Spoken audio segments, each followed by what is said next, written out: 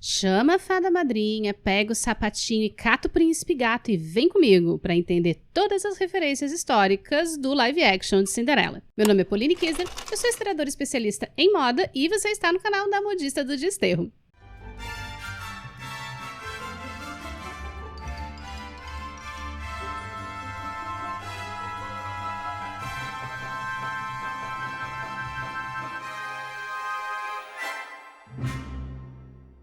Olá, modisters! Tudo bem com vocês aí desse lado? Se você saiu correndo ao som das 12 badaladas da meia-noite, perdeu seu sapatinho no meio do caminho e viu a carruagem se transformar em abóbora e acabou chegando aqui por completo acidente, seja muito bem-vindo! Nesse canal, a gente fala sobre história da moda e, frequentemente, analisamos as referências históricas dos figurinos de grandes produções de época. Mas fazemos isso comparando com peças originais que estão nos museus. E respeitando o fato de que figurino é uma criação artística e não um Ctrl+C, Ctrl+V das roupas do passado. Então já senta o seu dedinho neste botão de like, levanta a cabeça para a coroa não cair, meu amor, e vem comigo pra gente desvendar os segredos do figurino de Cinderela.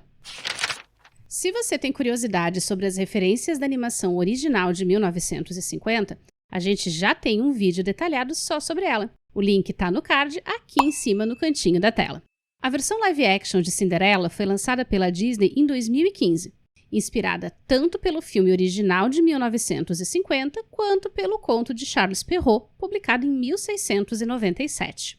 E faz parte de uma sequência de adaptações em formato live action inspirada por animações e personagens clássicos, que inclui Malévola, de 2014, A Bela e a Fera, de 2017, Aladdin, de 2019, e Mulan, de 2020, entre outros.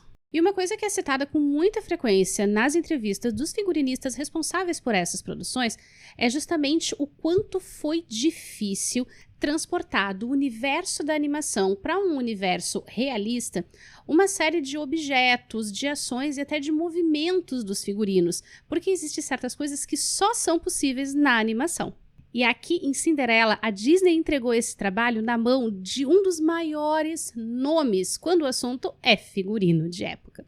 A britânica Sandy Powell, que tem no currículo figurinos premiados, como A Invenção de Hugo Cabret, Gangues de Nova York, A Outra Garota Bolena e A Jovem Rainha Vitória. E com Cinderela não foi diferente, porque o filme chegou a ser indicado ao Oscar em 2016. Até porque o trabalho da Sandy Powell e da sua equipe aqui só pode ser classificado como magistral, conseguindo equilibrar com perfeição as referências à animação de 1950, ao mesmo tempo em que criou algo completamente novo. Uma das primeiras diferenças é o fato de que não vemos a Cinderela no seu traje clássico de camponesa esfarrapada, mas sim num vestido azul claro muito leve com uma discreta estampa floral em tom rosado, que vai ficando cada vez mais surrado à medida em que a situação familiar da Ela vai ladeira abaixo.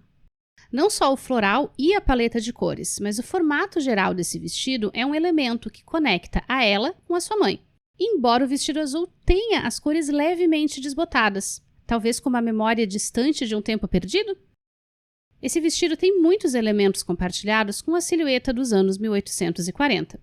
A começar pelo formato da cintura, com esse biquinho muito charmoso, bem estilo princesa, e a posição dela um pouco abaixo da linha natural. Mas é a frente dele que é uma verdadeira obra de arte. Esse tipo de preguiado que você está vendo aqui também é encontrado em modelos de 1840. Aliás, esses preguiados eram super populares na época, e esse modelo específico de corpete era chamado de fan front ou German front. E esse tipo de detalhe precisa necessariamente ser feito à mão, o que requer uma quantidade absurda de trabalho. Mas só melhora, porque a saia desse vestido também usa o mesmo tipo de preguiado típico de 1840, que são as pregas cartucho ou cartridge pleating. Mas como esse tecido do vestido de camponesa é muito leve, as pregas acabam se tornando só um detalhe visual que destaca a saia e separa bem ela do corpete, enfatizando a cintura fina da atriz.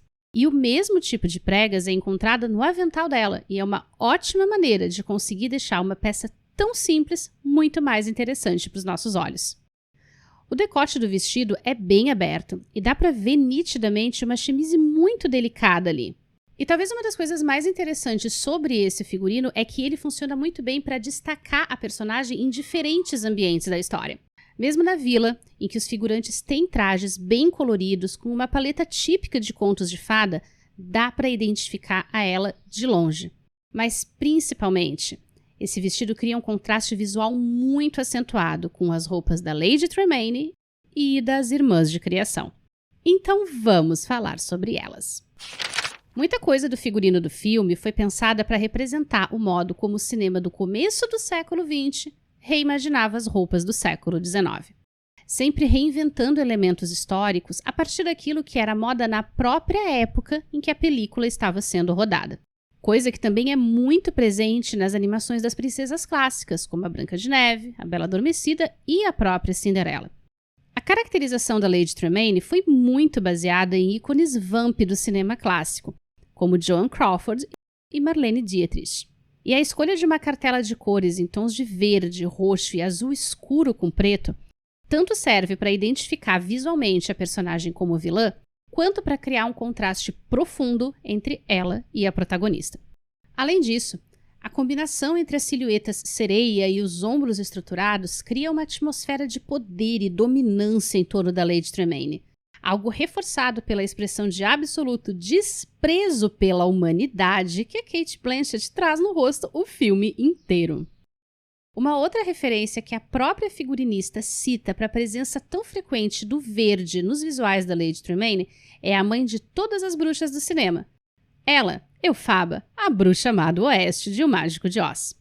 Mas muito mais do que isso, o figurino da Lady Tremaine é uma overdose de referências e homenagens à época clássica da alta costura. Com referências nada sutis às golas estruturadas de Christian Dior, as sobressaias volumosas e estruturadas do tempo em que a Balenciaga fazia roupa e não saco de lixo, os chapéus imensos que a Dior e outras grifes colocavam nas passarelas, além dos chapéus esculturais com formas arquitetônicas muito influenciados pelo trabalho da Elsa Schiaparelli.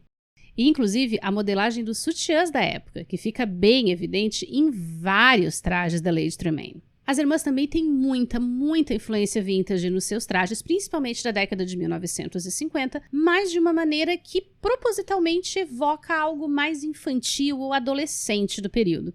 Na primeira cena, elas estão claramente usando trajes inspirados em 1830, cada uma com a sua própria paleta de cores berrantes que serve para enfatizar a construção delas como personagens ridículas e cheias de si. Aliás, eu lembro na época do lançamento uma das entrevistas da Sandy Powell, ela dizendo que quando terminou os concepts dos visuais das irmãs, ela pensou e repensou se iria apresentar para a direção, porque ela olhava para aqueles desenhos e ela chegou à conclusão de que eram as coisas mais absolutamente odiosas que ela já tinha desenhado na vida.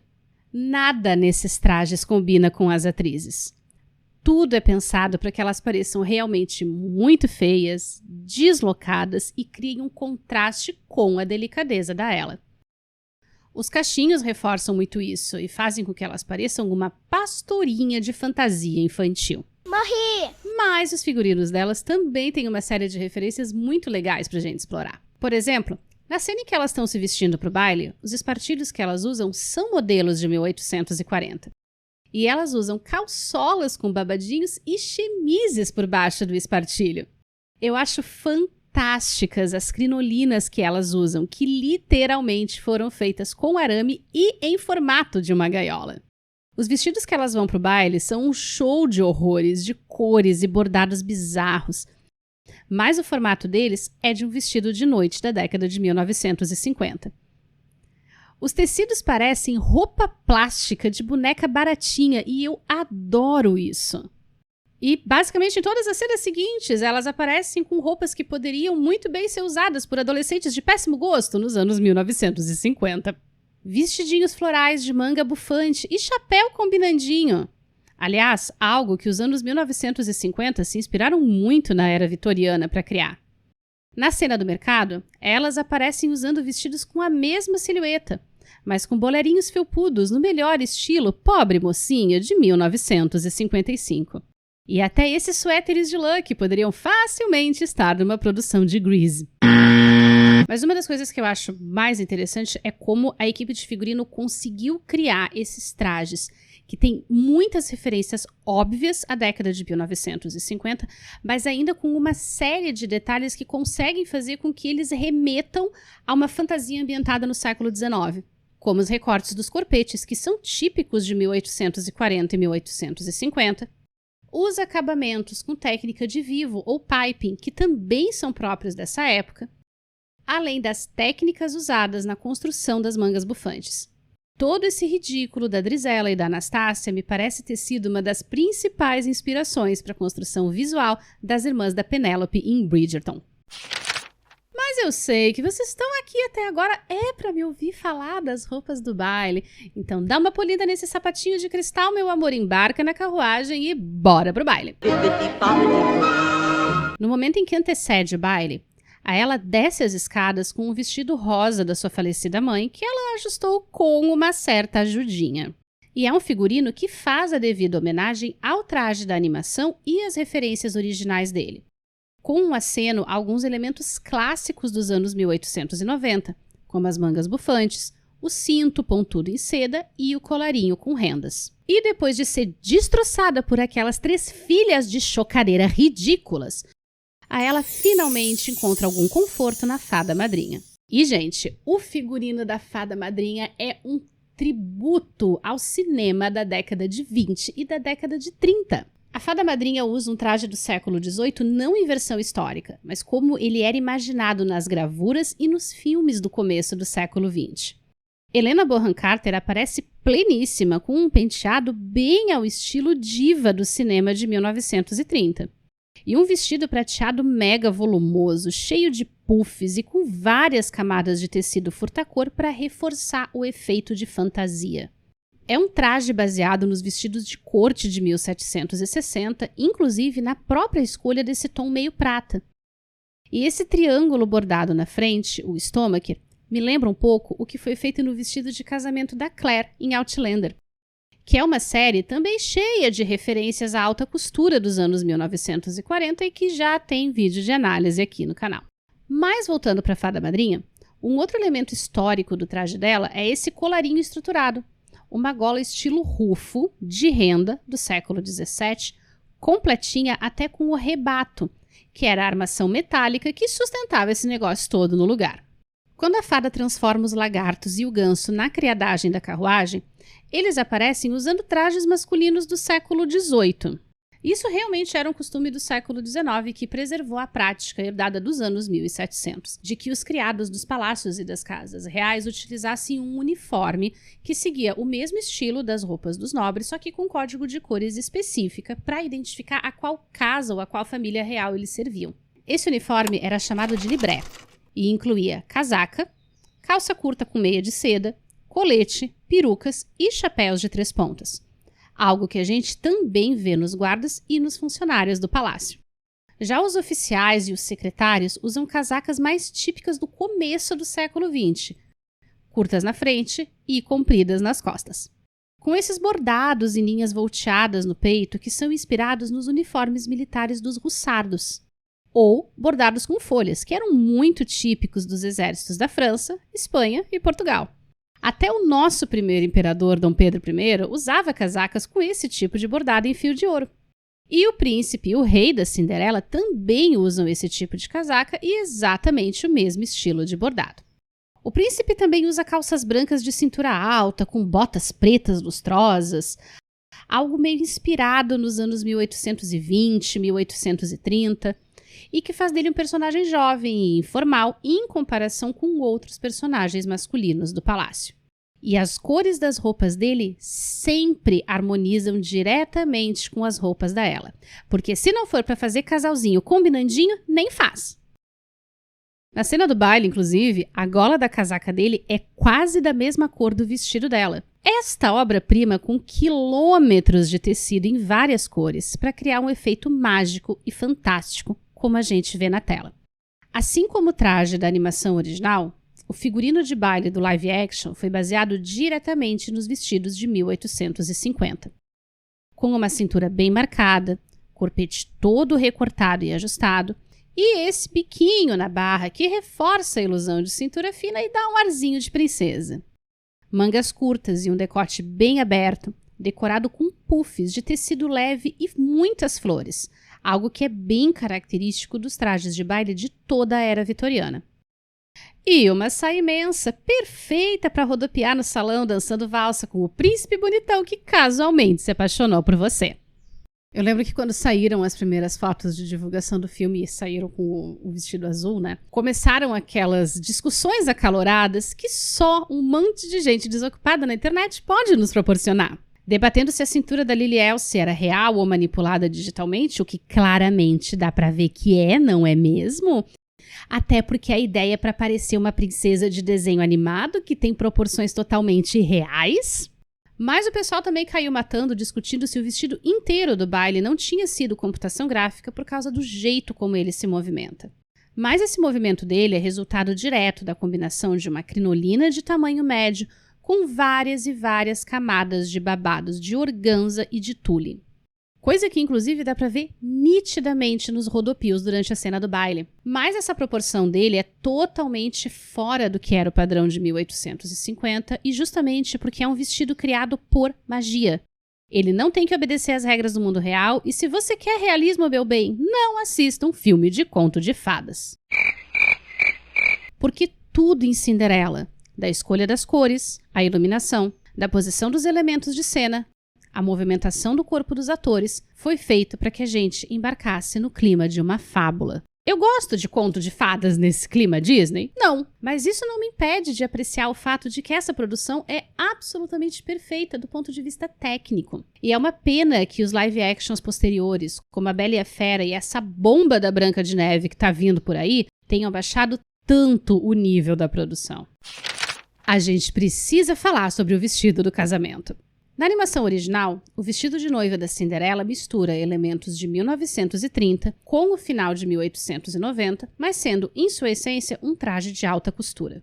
E de uma maneira que eu considero muito respeitosa com a obra original, as escolhas da Sandy Powell para o vestido de noiva do live action acabaram seguindo uma linha de raciocínio muito semelhante ao que a gente encontra na animação. A saia, por exemplo, é toda inspirada nos trajes de corte da década de 1890. E os elementos florais são uma referência direta às roupas da mãe da Ella no começo da história. O corpete também tem elementos de construção de 1890. Mas as mangas em Tule Illusion são algo extremamente moderno. Tanto quanto na animação original, o vestido de noiva acena aos anseios estéticos do público-alvo da época de produção. E o kit acaba casando com uma casaca que tem as cores da paleta da Ella, uma demonstração visual do amor sincero e da devoção que ele prometia à sua noiva. Se você assistiu até aqui, muito obrigada! E sim, Moodister, você já pode comemorar porque a série das princesas está de volta! E se você curtiu esse conteúdo, aproveita para deixar o seu like nesse vídeo, se inscrever aqui no canal, ativar as notificações, hypar o vídeo. Comenta aqui embaixo para mim qual é o seu traje favorito do live action e dá uma conferida nestes outros vídeos de análise dos elementos históricos das princesas da Disney que a gente já tem por aqui.